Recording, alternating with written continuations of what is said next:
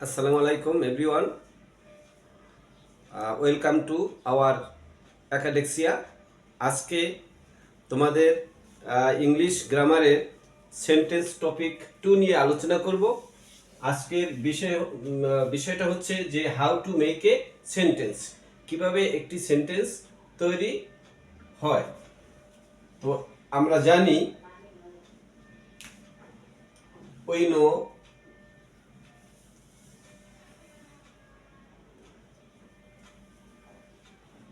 we know there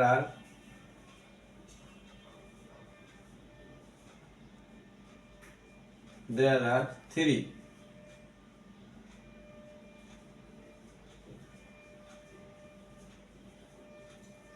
technique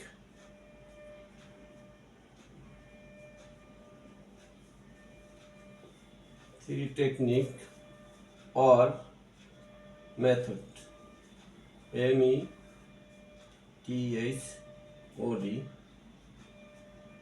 method of a sentence.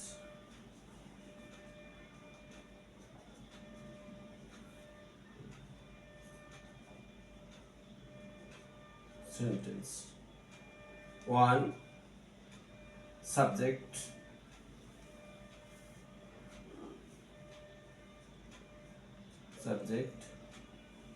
Two, verb. Three, object.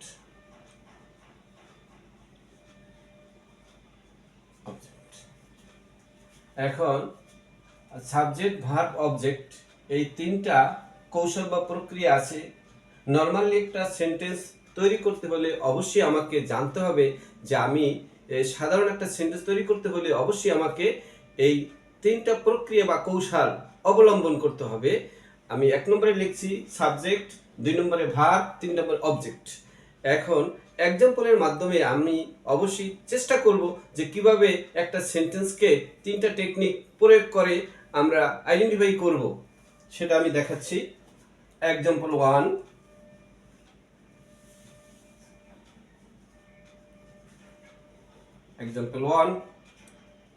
Abu Saeed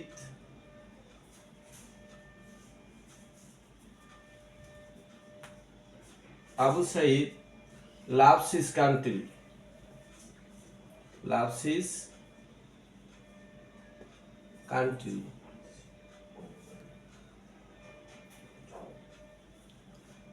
RY.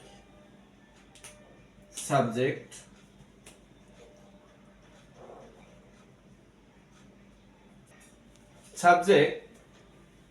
Abu Sayeed loves his country. এখানে এই সেন্টেন্সের মধ্যে আমি কিভাবে আইডেন্টিফাই করব যে কে তার দেশকে ভালোবাসে? উত্তরে চলে আসবে আবু সাইদ।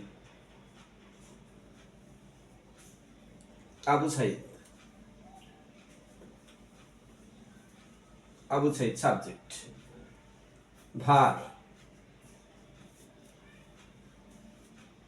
ভার্বকে কিভাবে আইডেন্টিফাই করব যে আবু সাইদ, এই পুরোটা আবু সাইদ সাবজেক্ট।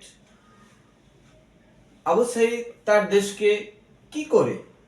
সে অবজ্ঞা করে না ভালোবাসে? নিশ্চয়ই বলবো ভালোবাসে, মানে লাভস। এই লাভসটা হবে ভার্ব।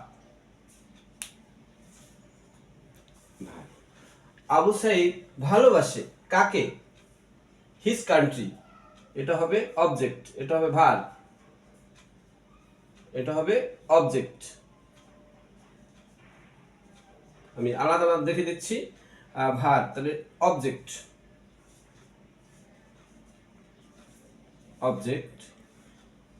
কাকে ভালোবাসে? তার দেশকে, his country.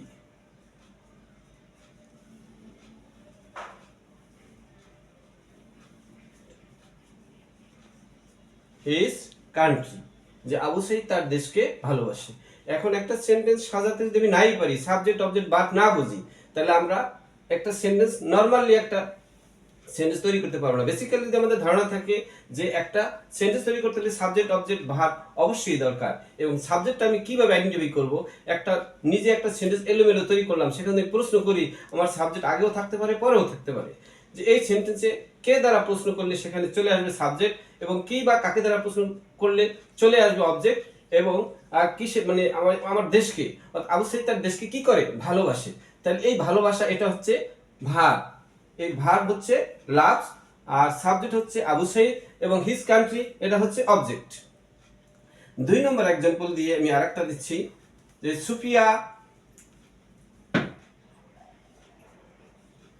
Sufia makes a cup of T.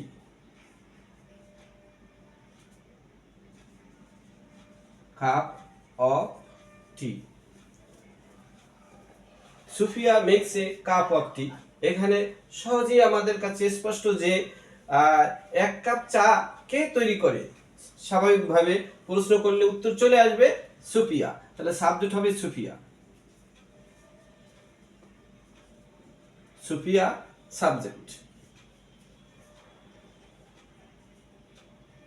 Subject Sufia.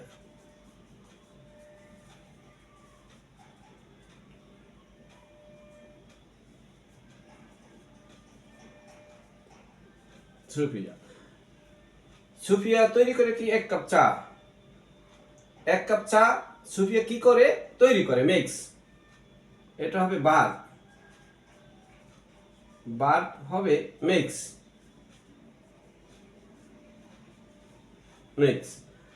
আর সুফিয়া তৈরি করে কি 1 কাপ চা, এটা হবে অবজেক্ট, অবজেক্ট।